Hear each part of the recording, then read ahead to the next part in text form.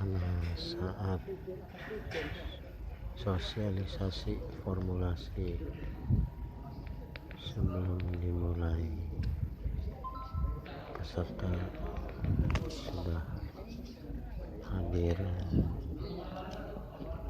walaupun belum semuanya hadir.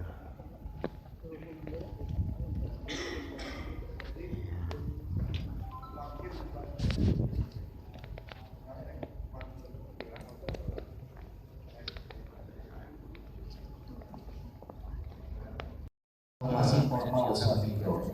Nah, usaha mikro yang melatar belakangi kenapa sekarang diwajibkan? Karena dalam peraturan pemerintah nomor 7, semua pelaku usaha sekarang sudah wajib memiliki nomor induk berusaha sebagai perizinan tunggal. Ya, perizinan tunggal itu apa Pak Beri? Perizinan tunggal itu yang berlaku sebagai identitas dan legalitas. Ya, khusus bagi ibu bapak sekalian, sebagai pelaku usaha yang memiliki resiko rendah itu sudah tercantum di dalamnya sebagai SPJPH atau surat jaminan produk halal. Yang kedua terkait dengan SNI Bina UMK. Nah, ibu bapak sekalian, pemerintah pusat dan daerah wajib melakukan pembinaan dan pendaftaran bagi ibu bapak sekalian untuk bisa menerbitkan perizinan berusaha seperti itu. Nah, ini yang mendasari lahirnya kemudahan perizinan berusaha di sistem OSS namanya, Online Single Submission seperti itu. Jadi bapak sekalian, semua segala sesuatunya bakal terintegrasi dalam satu sistem yang dibangun oleh Kementerian Investasi untuk bisa menerbitkan nomor induk berusaha. Ya. Jadi bapak sekalian, aturan turunan Undang-Undang Cipta Kerja ini mudah-mudahan bisa menggerek juga, karena kemudahan berusaha di negara kita ini masih di level 73 di bawah negara-negara ASEAN seperti itu ya. Mudah-mudahan ada Undang-Undang Cipta Kerja, kita bisa menggerek menjadi posisi ke-40 seperti itu. Jadi bapak sekalian, dalam peraturan pemerintah nomor 7 kriteria usaha mikro, kecil dan menengah itu sudah berubah ya. Tidak lagi kita menggunakan Undang-Undang nomor 20, di mana kriteria Undang-Undang 20 misalkan usaha mikro omsetnya sampai dengan 300 juta. Tapi di peraturan pemerintah nomor 7, usaha mikro itu omsetnya sudah menjadi berapa? 2 miliar dan modal usahanya kurang dari 1 miliar. Nah, ini yang menyebabkan peningkatan jumlah usaha mikro ya, proporsinya kita bertambah. Jadi ibu bapak sekalian, yang semulanya tadinya usaha kecil bisa jadi berubah menjadi usaha mikro seperti itu. Nah, ibu bapak sekalian, siapa di sini yang omsetnya sudah di atas 500 juta? Siapa?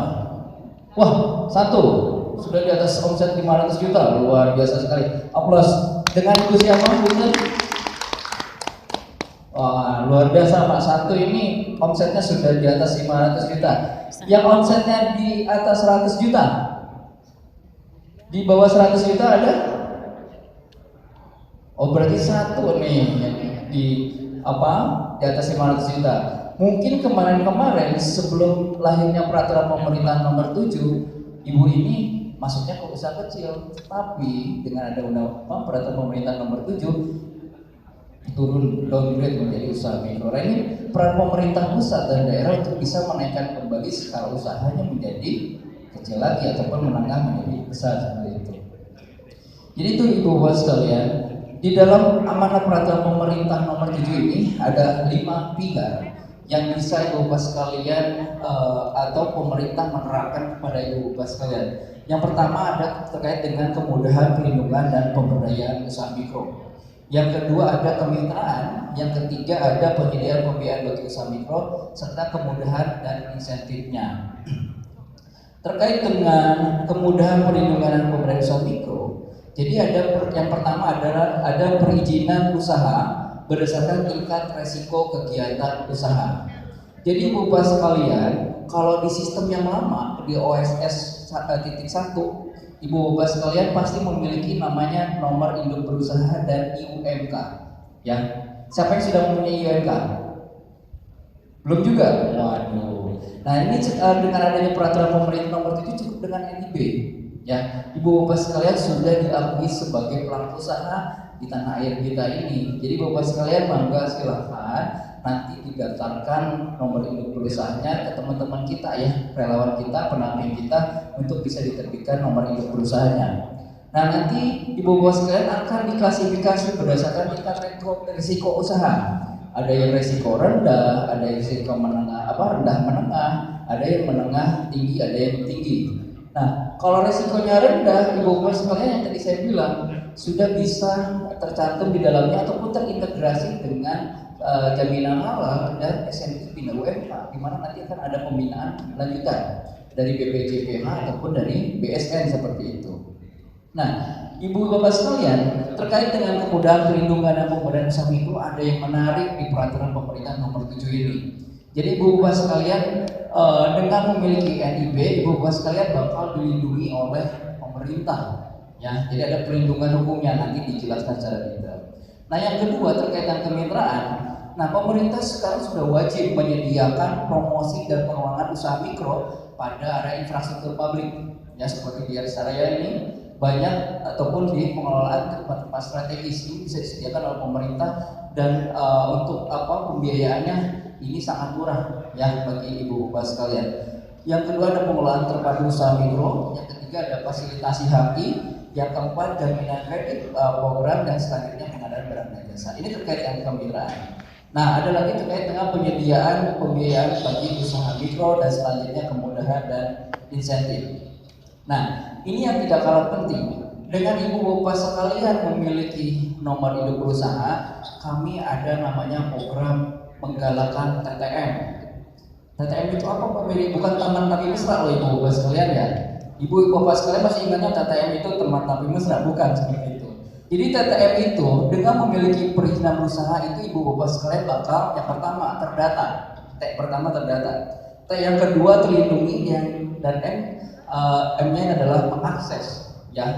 Jadi Bapak sekalian dengan memiliki NIB dalam rangka terdatanya, jadi pelaku UMK bahkan semuanya terintegrasi secara sistem ya, ada baik di sistem yang di lingkup kabupaten kota, lingkup provinsi ataupun lingkup kementerian lembaga yang semuanya terintegrasi dalam sistem OSS yang ada di BKPM. Ya, jadi dengan terdatanya Ibu Bapak sekalian kemanapun berpindah ya, Ibu Bapak sekalian sudah terdata sebagai pelaku usaha, jadi jangan khawatir. Nah, pasti ada yang bertanya, Pak Beri, usaha saya banyak nih, gitu. NIB-nya apakah satu NIB bisa banyak usaha? Tentu saja bisa. Kalau dulu satu usaha satu NIB, kalau sekarang satu NIB bisa berbagai usaha. Misalkan saya jualan makanan, tapi saya jualan juga terkait dengan fashion, NIB-nya tetap satu, tapi usahanya berbagai macam. Nanti bakal ditentukan berdasarkan resiko usahanya seperti itu. Nah, yang terkait dengan terlindungi nih Ibu Bapak sekalian, ini sangat penting sekali. Jadi Ibu Bapak sekalian nanti sekaligus terdapat sebagai jaminan sosial kesehatan dan jaminan sosial ketenagakerjaan. Yang amit-amit nanti kalau misalkan dalam berusahanya terjadi kecelakaan dan lain sebagainya, ini nantinya bisa diklaim. Mudah-mudahan setelah acara ini kita nanti ada acara kelanjutannya bagi Ibu Bapak sekalian, kita menghadirkan yang namanya BPJS seperti itu. Bagaimana sih mengklaim tenaga kerja, bagaimana mengklaim terkait dengan kesehatannya. Hari ini sudah tercantum ya, Ibu Bapak sekalian dengan memiliki NIB itu sudah tercantum di dalamnya, terdata sebagai jaminan sosial kesehatan dan jaminan sosial ketenagakerjaan.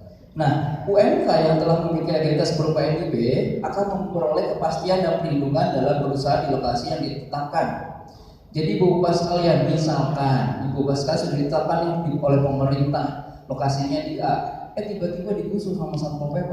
Nah, Ibu Bapak sekalian itu sudah bisa dilindungi, bisa kita fasilitasi mediasi hukumnya. Ataupun Ibu Bapak sekalian, siapa yang tahu kasus frozen food yang ditangkap tim Satgas Pangan? Nah, kalau Ibu Bapak sekalian mempunyai NIB, kita bisa melakukan advokasi hukum dari mulai mediasi sampai dengan nanti ketika persidangan. Kita ada layanan bantuan hukumnya. Tapi kalau Ibu Bapak sekalian nggak punya yang namanya NIB, berarti Ibu Bapak sekalian termasuk ilegal. Jadi kita tidak bisa melakukan advokasi hukum. Nah, inilah pentingnya Ibu Bapak sekalian terdata ataupun nantinya terlindungi dalam sistem OSS dengan memiliki nomor induk perusahaan. Nah, kita masuk kepada yang terkait dengan mengakses, ya. Jadi Bapak sekalian, NIB bagi pelaku UMK risiko rendah berfungsi sebagai identitas dan legalitas usaha. Selain itu, NIB juga sebagai perizinan tunggal yang mencakup SNI Bina UMK dan sertifikasi jaminan produk halal. Nah, selanjutnya lagi UMK yang memiliki NIB akan memperoleh kesempatan yang lebih besar untuk mendapatkan pendampingan dan akses program dari pemerintah. Jadi Bapak sekalian, semua program Kementerian Koperasi dan UKM ataupun program-program pemerintah pusat dan daerah nanti akan mengutamakan pelaku usaha yang memiliki NIB. Misalkan ada pameran, misalkan ada pelatihan, misalkan ada kegiatan-kegiatan pendampingan, ditanya dulu NIB-nya sudah ada apa belum? Ya, kalau misalkan sudah ada, bisa lanjut untuk bisa mendapatkan pendampingan, pelatihan dan lain sebagainya. Kalau belum ada, nanti akan dibantu untuk bisa diterbitkan nomor induk perusahaannya. Ya, terus yang memiliki NIB juga bisa mengakses lembaga keuangan bank dan non-bank. Tadi Bapak sudah menyampaikan yang terkait dengan Himbara. Kita harapannya nanti ada kemudahan terkait dengan pinjaman di KUR. Dengan adanya NIB sudah tidak perlu lagi lah ada SKU izin Pak, karena banyak sekali SKU itu mempersulit ya aksesnya. Banyak oknum di pemerintahan desa yang memanfaatkan. Ini temuan di lapangan Pak izin. Jadi Bapak sekalian, karena SKU ini NIB belum sepenuhnya dimanfaatkan oleh pemerintah desa sebagai perizinan tunggal, ketika kita meminta SKU itu ada tarifnya. Ini yang kita khawatirkan. Kalau misalnya pinjaman kurnya sampai dengan 500, tarifnya tinggi lagi. Nah, padahal dengan adanya NIB itu semuanya sudah gratis. Ya, tidak ada dipungut biaya sebesar pun. Nah, relawan kita juga siap membantu untuk bisa menerbitkan NIB yang gratis, tidak dipungut biaya sebesar pun seperti itunya. Nanti untuk bisa Ibu Bapak sekalian mengakses kepada program-program lainnya. Terkait dengan kendala penerbitan perizinan berusaha, kita juga melakukan evaluasi bersama Menko Perekonomian dalam rangka sistemnya belum berjalan dengan sempurna dalam sistem pengembangan, masih banyak kendala-kendala yang harus dipahami seperti itu. Namun kita juga mempunyai kendala-kendala, data-data kendala-kendala yang harus kita antisipasi bersama bagi Bapak sekalian. Yang pertama, usaha informal tidak mendapatkan informasi mengenai pentingnya formalisasi usaha. Ya, jadi ini pentingnya Ibu Bapak sekalian. Maka Ibu Bapak sekalian, setelah dari sini mohon bisa berkabar kepada tetangga, pada sahabat, pada teman, pada siapapun. Kalau misalkan pentingnya perizinan berusaha ini sekarang sudah gratis tanpa dipungut biaya. Ya, tolong dihiraukan tuh yang ada di media sosial. Yang untuk perizinan berusaha UMK ditarik Rp750.000, untuk PT perorangan ditarik 2,5 juta misalkan seperti itu. Padahal untuk UMK itu sudah gratis. Nah, untuk yang PT perorangan hanya 50.000, itu untuk ahunya saja. Ya, jadi Bapak sekalian harus mulai smart. Jadi Bapak sekalian cari informasi lah sebanyak-banyaknya, baik dari dinas, baik dari pendamping dan sebagainya terkait informasi-informasi yang bisa diakses, ya seperti itu. Nah, terkait dengan formalisasi urgensi, Kementerian NIB masih belum merata sampai tingkat desa. Nah, ini menyebabkan NIB belum sepenuhnya sebagai perizinan tunggal. Di daerah masih mempersyaratkan legalitas tambahan berupa SKU ataupun SKDU. Jadi pantauan di lapangan ada pemerintah desa yang memprioritaskan SKU untuk perizinan berusaha. Nah, ini kita sudah saling bersinergi dengan Kemendagri untuk bisa mengintervensi kepada pemerintahan desa untuk mewajibkan NIB sebagai perizinan tunggal, tidak ada lagi perizinan-perizinan lainnya seperti itu. Nah, ini harus kita sepakati bersama. Selanjutnya lagi, pelaku usaha masih enggan memiliki NIB karena masih takut karena pajak. Siapa di sini yang masih takut karena pajak? Pasti semuanya ya takut karena pajak. Nah, Bapak sekalian, untuk pajak UMK ini hanya 0,5%. Nah, itu berlaku misalkan kalau misalkan penghasilan omset tahunannya 500 juta. Jadi kalau misalkan di bawah 500 juta itu sebetulnya masih, mohon maaf, bisa disiasati kalau menurut infonya. Jadi nanti kalau misalnya ada pelatihan pengenalan pajak, nanti kita akan disampaikan. Nah, selanjutnya lagi, pemahaman user UMK terhadap penggunaan KBLI masih rendah. KBLI itu adalah klasifikasi baku lapangan usaha Indonesia. Nah, Nah ini Ibu Bapak sekalian sangat penting sekali. Makanya kita menyediakan pendamping agar Ibu Bapak sekalian tidak salah memilih KBLI. Salah memilih KBLI nanti salah masuk kepada tingkat resikonya. Ya, harusnya Ibu Bapak sekalian resikonya rendah, salah pilih KBLI. Jadi resikonya menengah tinggi yang harus dilengkapi dengan sertifikat standar yang berbayar. Nah ini kita khawatirkan terjadi. Maka dari itu nanti para pendamping kita tolong dicatat namanya di chatbot sendiri. Kita ada 5 pendamping. Jadi nanti bisa silahkan dikontak kalau misalkan ingin diterbitkan NIB-nya. Jadi Ibu Bapak sekalian masih tetap di risikonya rendah, yang hanya berlaku sebagai NIB sebagai perizinan tunggal seperti itu. Ya. Nah selanjutnya lagi terkait dengan pembebasan biaya yang tadi disampaikan. Masih banyak oknum-oknum yang bisa memanfaatkan situasi seperti ini. Padahal pemerintah sudah menggratiskan, tapi di lapangan masih ada yang berbayar.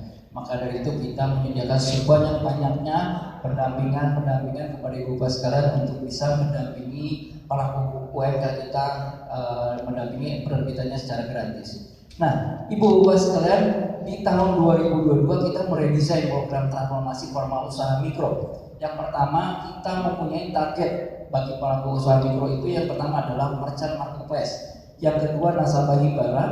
Yang ketiga, tidak terakses pelayanan dinas teknis terkait. Selanjutnya, gagal teknologi serta binaan lintas sektoral. Nah, ini yang tidak kalah penting terkait dengan tidak terakses pelayanan dinas teknis terkait. Banyak sekali pelaku UMKM kita yang alergi dengan dinas. Ya, untuk masuk ke dinas itu malas. Nah, Ibu Bapak sekalian, makanya kita menyediakan para relawan kita yang langsung on the spot turun ke rumah Ibu Bapak sekalian menjemput bola seperti apa yang disampaikan Pak Herman tadi. Ya, kita jemput bola, yang bisa berkelompok, bisa perorangan, kita jemput agar Ibu Bapak sekalian memiliki nomor induk berusaha. Nanti kalau sudah bisa memiliki nomor induk berusaha, Ibu Bapak sekalian nanti bisa masuk kepada akses perbankan seperti itu. Nanti kan memudahkan pada proses-proses selanjutnya. Nah, setelah Ibu Bapak sekalian memiliki nomor induk berusaha, pasca terbitnya nanti akan didampingi juga sama pendamping kita terkait dengan sertifikasi lanjutannya. Kalau Ibu Bapak sekalian di bidang kuliner, nanti ada terkait dengan halal secara sertifikat ataupun reguler ataupun SPPIRT nanti ada, ataupun terkait dengan merek dan ataupun terkait dengan izin edar yang dikeluarkan oleh Badan POM. Nah, setelah itu Ibu Bapak sekalian, apabila kami memiliki anggaran, kita akan bantu fasilitasi kepengurusan biayanya. Jadi ke Ibu Bapak sekaliannya tetap gratis seperti itu. Nah, setelah Ibu Bapak sekalian memiliki legalitas, sertifikasinya ada, nanti para pendamping kita akan mendampingi Ibu Bapak sekalian terkait dengan mentoring bisnis digital, terkait dengan pemasaran online-nya, terkait dengan mikronya, laporan keuangannya, terkait dengan keamanan cyber ataupun terkait dengan platform digital. Nah, setelah data-data Ibu Bapak sekalian terkumpul di kami akan berikan kepada pihak perbankan. Perbankan tolong dibantu Ibu Bapak sekalian yang sudah kita dampingi ini untuk dibantu kurnya, ya, baik yang secara agunan ataupun yang tanpa agunan. Nah, setelah itulah siklusnya nanti akan selalu berputar. Ibu Bapak sekalian diharapannya bisa naik kelas. Nah, itu Ibu Bapak sekalian terkait dengan redesign program sosialisasi formalisasi usaha mikro strategis agar Ibu Bapak sekalian istilahnya kasarnya pantas. Ya, Ibu Bapak sekalian kalau pakai baju nggak pantas itu pasti ditolak. Ya, misalkan Ibu Bapak sekalian mau masuk ke mall pakai setelah jepit, baju sobek-sobek, baru di depan itu aja sudah diusir satpam. Tapi kalau kita formilkan, Ibu Bapak sekalian pakai baju yang pantas, Ibu Bapak sekalian bisa masuk ke mall, bakal disambut. Silakan masuk. Nah, itu seperti halnya hari ini, Ibu Bapak sekalian kita berikan bajunya, berikan identitasnya, legalitasnya agar Ibu Bapak sekalian pantas bisa masuk kepada perbankan, mengaksesnya bisa untuk mendapatkan program-program pemerintah karena kami berikan baju yang tadi yang pantas untuk bisa masuk kepada lembaga-lembaga yang memiliki kewenangan untuk bisa mengembangkan usaha Ibu Bapak sekalian. Mungkin itu saja dari saya sebagai sosialisasi urgensi kenapa Ibu Bapak sekalian wajib formal. Nah, setelah dari ini harapannya semua yang ada di sini membawa oleh-oleh nomor induk berusaha dan tolong disampaikan kepada sanak famili, keluarga saudara ataupun teman tetangga kalau misalkan formalisasi ini sekarang gratis. Yang nggak gratis hanya 50.000 itu untuk yang PT perorangan dan bisa dibantu oleh teman-teman kita relawan Garda Transbumi untuk bisa menerbitkan perizinan berusaha. Sekian dari saya, mohon maaf kalau ada kekurangan. Assalamualaikum warahmatullahi wabarakatuh.